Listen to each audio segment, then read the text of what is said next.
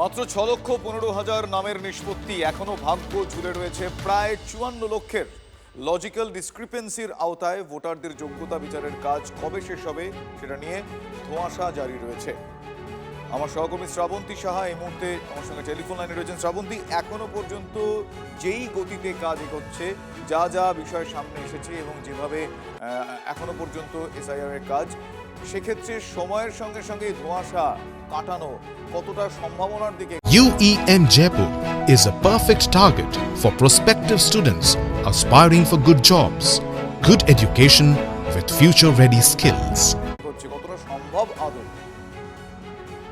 আপেক্ষিত প্রশ্ন থাকছেই, তার কারণ এখনো পর্যন্ত 54 লক্ষ ভোটার যারা রয়েছেন তাদের ভাগ্য নির্ধারণ করবেন এই সমস্ত জুডিশিয়াল অফিসাররা।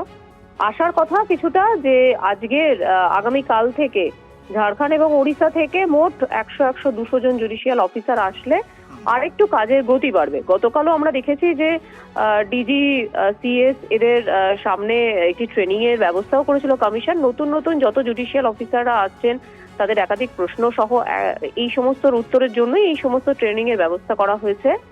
দ্রুত গতিতে কাজ চলছে। এখনো পর্যন্ত যেটুকুনি খবর রয়েছে যে শতাংশ যদি ধরা যায় তাহলে ভোটারদের কিছুটা হলেও আসার কথা, কারণ 75% ভোটারদের আপাতত পাস করিয়ে দিচ্ছেন এই সমস্ত জুডিশিয়াল অফিসাররা। সেক্ষেত্রে অধিকাংশ ক্ষেত্রেই নিষ্পত্তি হচ্ছে এবং সেটা তাদের নাম ভোটার লিস্টে আসতে চলেছে বলে সূত্রের খবর।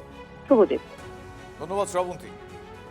বিচারাধীনের নামের সংখ্যা 60 লক্ষের বেশি। সুপ্রিম কোর্টের নির্দেশে বিবেচনাধীন নামের যাচাই করছেন বিচারকরা। আগামী 9 মার্চ রাজ্য সফরে আসছে জাতীয় নির্বাচন কমিশনের ফুল বেঞ্চ। বিচারাধীন ভোটারদের যাচাইয়ের জন্য আসছেন আরও 200 জন বিচারক। ঝাড়খণ্ড এবং ওড়িশা থেকে 100 জন করে বিচারক আসছেন।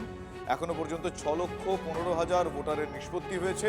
60 লক্ষ ভোটারের নাম বিচারাধীন তালিকায় রয়েছে।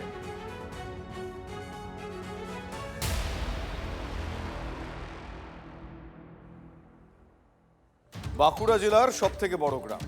স্তরের ক্লাসে পাশ ফেলের নিরিখেও সব থেকে বড় বিতর্ক এই গ্রামে। ওন্দা ব্লকের পুনিশোল গ্রাম। প্রায় 8,500 নাম বিচারাধীন এই গ্রামে। কিন্তু সব থেকে বড় সমস্যা কোথায় জানেন? মানুষের মনে থাকা ভয় এবং গুচ্ছ বিভ্রান্তি। যে বিভ্রান্তি দূর করতে এখনো পর্যন্ত কোনো রাজনৈতিক দল এগিয়ে আসেনি। আমার স্ত্রীর নাম নেই, তাহলে সে ডিটেনশন ক্যাম্পে থাকবে, আমি এখানে শুয়ে থাকবো, আমি এখানে পড়ে থাকবো। একটাই পরিবারের লোক। কথাটা শুনলেন?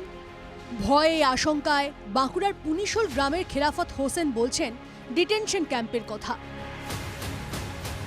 কিন্তু ভোটার লিস্টে নাম না থাকলে ডিটেনশন ক্যাম্পে যেতে হবে, এটা কে কবে কোথায় বলেছে? যে কিছু মেয়ের কথাবার্তা হয়ে আটকে আছে এইটার জন্যে, যে দেখি আর কিভাবে নামটা সঠিক আসছে কি না, তবেই বিয়েটা হবে। বাঁকুড়ার সব থেকে বড় গ্রাম পুনিশোল। এসআইআর শুরুর আগে ভোটার সংখ্যা ছিল 28,317। ফাইনাল লিস্টে 8,553 ভোটারের ভাগ্য বিচারকের টেবিলে।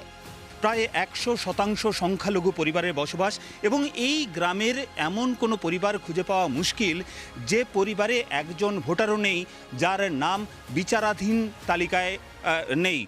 এইগুলো কি কারণে হয়েছে আমরা তো বলতে পারছি সাধারণ মানুষ। আর মেন কথা হচ্ছে আমাদের এখানে অনেকেই মানুষ মানে শিক্ষিত খুব একটা নয়।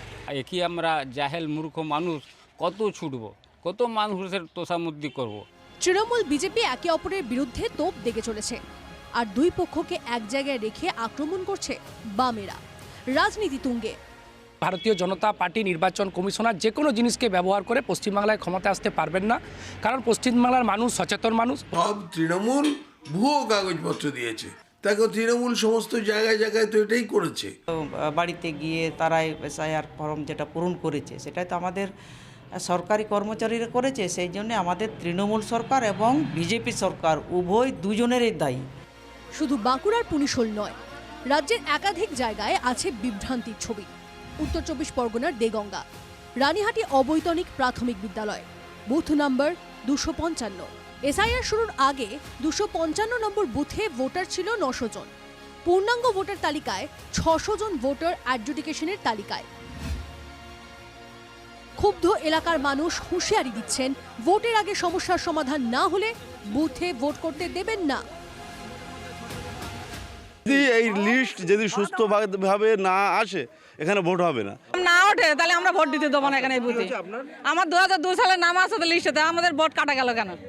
ভোটের গল্প ডালপালা মেলে চলেছে, কিন্তু এই গল্পে সাধারণ মানুষের জন্য কতটা জায়গা? স্যারের ক্লাসটা সহজভাবে শুরু হয়েও জটিল হয়ে গেল কি? মানুষ ভয় পাচ্ছে, কিন্তু এই ভয়টাই কি রাজনীতির জন্য ভালো? তাই পুনিশোল, দেগঙ্গার মতো জায়গায় নেতাদের দেখা পাওয়া যায় না। হীরক মুখোপাধ্যায় ও দীপঙ্কর দাসের রিপোর্ট, TV9 বাংলা।